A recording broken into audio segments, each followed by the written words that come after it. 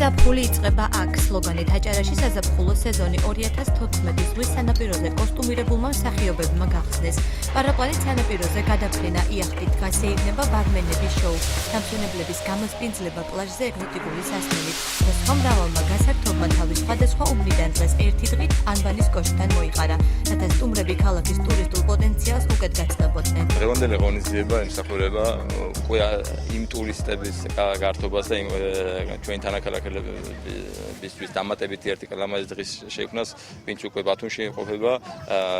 დღეისათვის ჩამოსული არის ორი ჯგუფი ტუროპერატორების და ჟურნალისტების, რომლებიც აქტიურად გააშუქებენ და კიდევ უფრო მეტი ტურისტის გაუჩნდება სურვილი ჩამოვიდეს და დაისვენოს ბათუმში. დასვენებების პარალელურად ორგანიზატორებმა სტუმრებს ჯანსაღი ცხოვრების წესის დაცვისკენ მოუწოდეს და სხვადასხვა სპორტული აქტივობა გამართეს. ქუჩის კალათბურთი, ხელბურთი, მაგიდის ჩოგბურთი, ველო აკრობატიკა და სხვა. ბათუმში ჩამოსულ სტუმრებს დასვენების პარალელურად სპორტით დაკავება შეუძლიათ. ორგანიზატორების აზრით დასვენებას ორმაგად სასიამოვნოს გახდის.